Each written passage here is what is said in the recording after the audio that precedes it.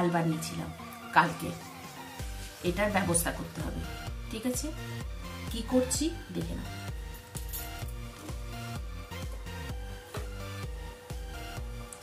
গ্যাসটা জ্বালিয়ে দিয়েছি আর আমি এই ডালটা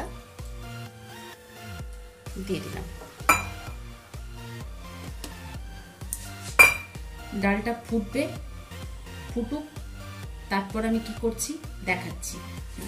এই ডালটার মধ্যে দেব একটা গাজর গ্রেট করে নেব, আর তাতে আলু সেদ্ধগুলো গ্রেট করে নেব, ক্যাপসিকাম গ্রেট করে নেব, আর দেব ধনে পাতা, কাঁচা লঙ্কা, সবকিছুই দেব। আর কিভাবে করছি দেখুন। এইবার আমি এই গাজরটা আর আলুটা খুব ভালোভাবে গ্রেট করে নেব।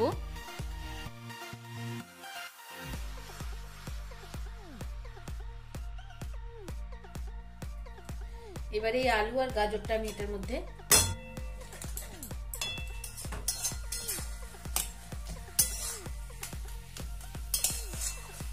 এবার আমি এর মধ্যে দিয়ে দিলাম একটুখানি নুন। নুনটা আন্দাজ করেই কমই দিলাম, কারণ ডালে তো নুন দেওয়া আছে। আর সামান্য একটু হলুদ, একটুখানি লঙ্কার গুঁড়ো, একটুখানি জিরে গুঁড়ো, একটুখানি ধনে গুঁড়ো, একটুখানি গোলমরিচের গুঁড়ো, একটুখানি হিং। হিঙের গন্ধটা আমার হাজবেন্ড পছন্দ করে, তো তাই আমি উপর থেকে দিলাম। এটা তেলে দিলে বেশি ভালো লাগবে। আর একটুখানি চিনি। এবার যখন মোটামুটি ভাজা ভাজা হয়ে আসবে তখন একটুখানি ক্যাপসিকাম দিয়ে দেবো। ক্যাপসিকামটা তেলে দিলে না ভালো এই গন্ধটা আসে। এই ক্যাপসিকাম দেওয়া হয়ে গেল। একটা কাঁচা লঙ্কা কুচি কুচি করে দিয়ে দেবো। এবারে আমি বেশ অনেকটা ধনে পাতা দিয়ে দেবো। দেখুন, অনেকখানি ধনে পাতা।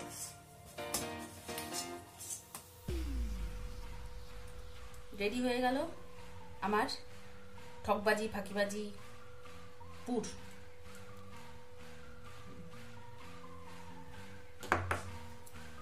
একটুখানি খেলাম, দারুণ হয়েছে।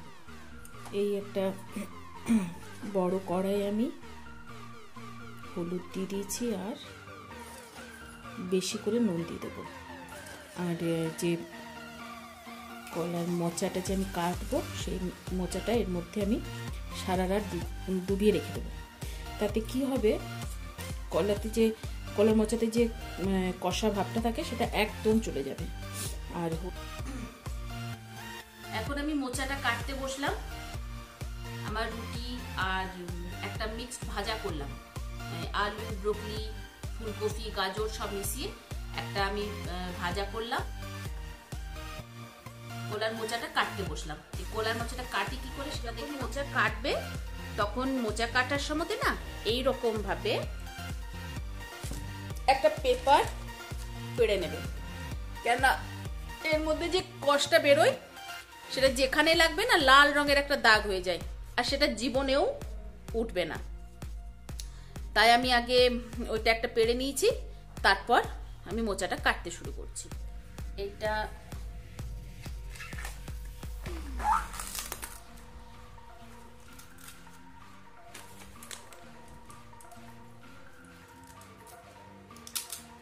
প্রথমে আমি হাতে একটুখানি তেল নিয়ে নেব, সর্ষের তেল নিয়ে নেবো, কেননা তাহলে হাতে দাগ হবে না, না হলে হাতে দাগ হয়ে যাবে। ভালো করে সর্ষের তেলটা আমি হাতে এরকম করে রাখবো। এই যে এই ফুলটার মধ্যে এটাতে একটা প্রথমে আঁশ আছে, এই আঁশটা আমি প্রথমে ছাড়িয়ে দিলাম, এই আঁশটা। তারপরে একটা টুপি পরে আছে এই হলুদ রঙের, এই মোটা হলুদ রঙের এই টুপি পরাটা, এটাকেও ভেঙে দেব। ব্যাস,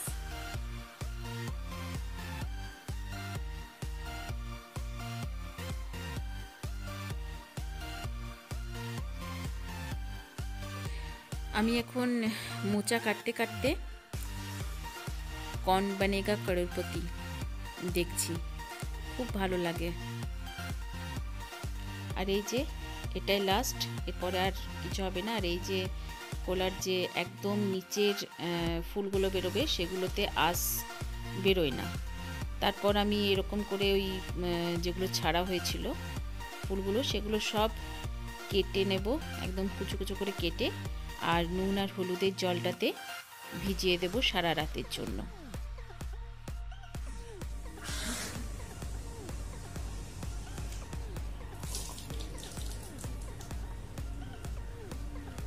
গুড মর্নিং। আমি কালকে রাতে তোমাদেরকে ওই মোচা কাটাটা দেখিয়েছিলাম।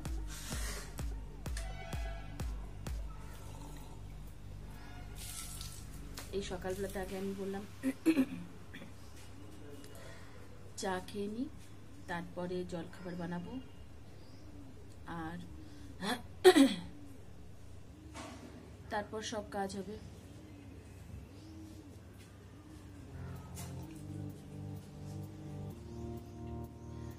ঠান্ডাটা বেড়েই যাচ্ছে।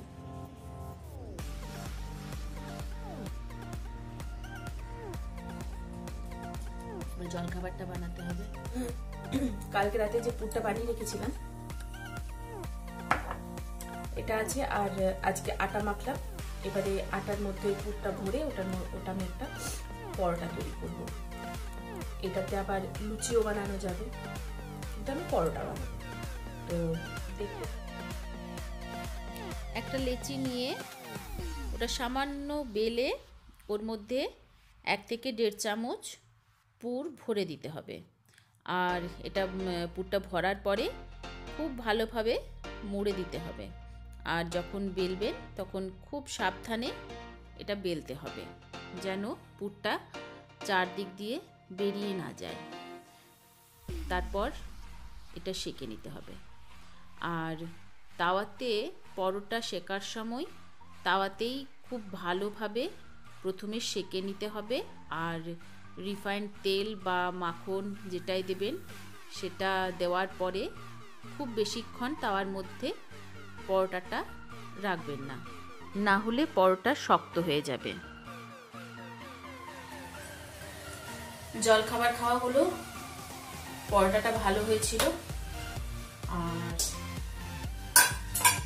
এবার খাবো চা।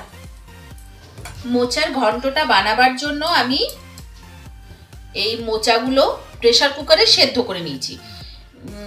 প্রায় 7 থেকে 8টা আমি সিটি দিয়েছি, যাতে এটা খুব ভালোভাবে সেদ্ধ হয়ে যায়। আর চেখে দেখে নেবে, যদি এটা তেতো লাগে একটুখানি তাহলে জলটা দেবে না, আর যদি এটা তেতো লাগে না তাহলে জলটা রেখে দেবে, তরকারিতে ইউজ করবে, তাহলে বেশি টেস্ট হবে। তো এই যে মোচাগুলোকে আমি পুরো হাতে এরকম এরকম করে চটকে নেব। এই চটকানো হয়ে গেল।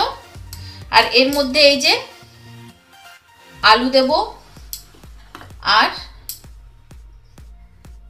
মুগের ডালটা ভিজিয়ে রেখেছিলাম, মুগের ডাল দেব। তো দেখো আমি কেমন ভাবে এটা রান্না করি। কড়াইটা গরম হলে আমি এর মধ্যে বেশ কিছুটা সরষের তেল দিয়ে দেব।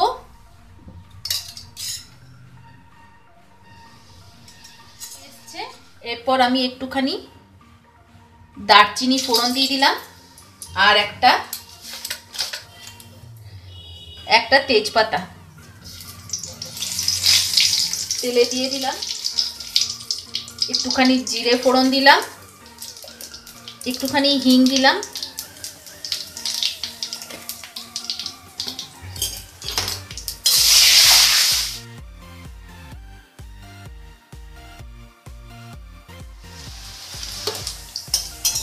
আলুগুলো যখন একটু ফ্রাই হয়ে গেল তখন আমি এর মধ্যে কেটে রাখা টমেটো দিয়ে দিলাম। টমেটোটা দেওয়ার সঙ্গে সঙ্গেই আমি যেটা বলি বারবার, যে নুন দিয়ে দেওয়ার চেষ্টা করবেন, তাহলে টমেটোটা খুব তাড়াতাড়ি গলে যাবে। এর মধ্যে একটুখানি হলুদও দিয়ে দিলাম। তারপর একে একে আমি একটুখানি জিরে গুঁড়ো, একটু কাশ্মীরি মির্চ, একটু চিনি, আর এটা বেশ ভালোভাবে ভেজে নেব। যদি জল একটু দেওয়ার প্রয়োজন মনে করেন তাহলে একটু সামান্য জল দেবেন, যাতে এটা বেশ ভালোভাবে ভাজা হয়ে যায়। কাঁচা লঙ্কা এর মধ্যে দিয়ে দেবো, একটুখানি আদা বাটা। আমি এই ভিজিয়ে রাখা মুগের ডালটা দিয়ে দেবো। তারপর মুগের ডালটাও একটু একটু করে ভাজতে হবে।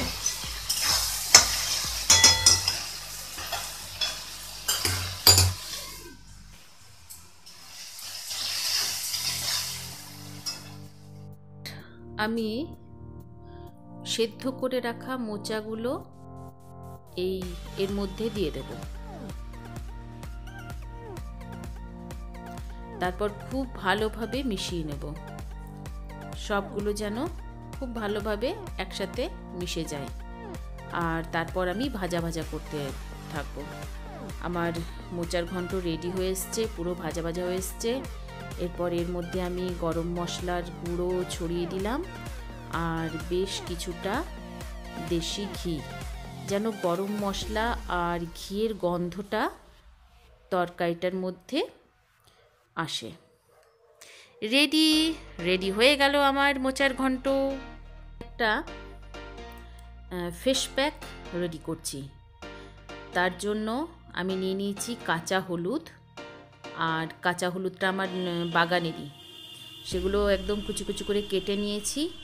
আর দিয়ে দেব একটুখানি মসুর ডাল, আর আমি ওই কমলা লেবুর খোসাগুলো রেখে দিয়েছিলাম, শুকিয়ে রেখে দিয়েছিলাম, তো ওইগুলোই টুকরো টুকরো করে আমি মিক্সিং জারে আমি নিয়ে নিয়েছি। এইবারে এইগুলো আমি একদম খুব ভালোভাবে পেস্ট করে নিয়েছি, জল দিইনি, এটা আমি যেন এই গুঁড়ো গুঁড়ো টাইপের হয় একটু।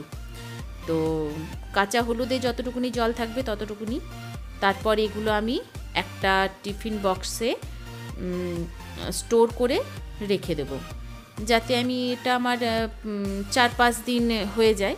আর যখন আমি এটা অ্যাপ্লাই করব তখন জল আর মধু দিয়ে অ্যাপ্লাই করব। মুখটা ভালো করে আমি ধুয়ে নিলাম।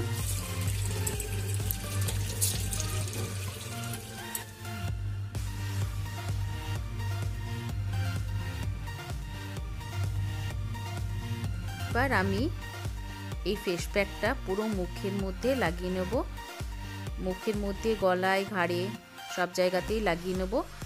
আর এটা ঠিক অনেকটা স্ক্রাবারের কাজ করবে। তারপর আমি 10 মিনিট এটা মুখের মধ্যে লাগিয়ে ছেড়ে দেব। তারপর 10 মিনিট পর বেশ ভালোভাবে ঠান্ডা জল দিয়ে ঘষে ঘষে এটাকে আমি তুলে নেব। খেতে বসে গেছি। এই দেখো, এই হলো আমার মোচার ঘন্ট, এই হলো আলু ভাজা, এই হলো ফুলকপির তরকারি, এই হলো শিম ভাজা, আর এই হলো টমেটোর টক। এইবারে আমি এটা খেয়ে দেখি কেমন হয়েছে মোচার ঘন্টটা।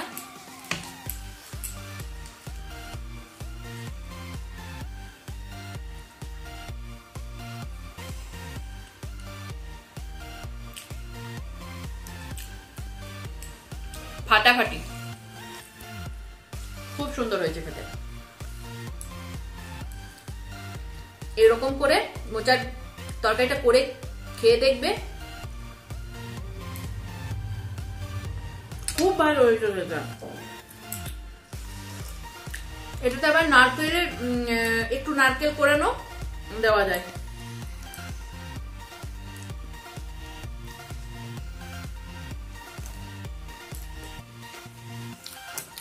তাহলে আমার ভিডিও যদি তোমাদের ভালো লেগে থাকে তাহলে একটা লাইক করে দিও, শেয়ার করে দিও, আর সাবস্ক্রাইব করে দিও।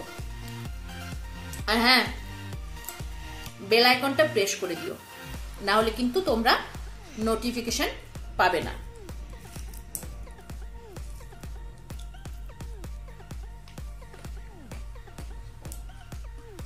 Okay bye.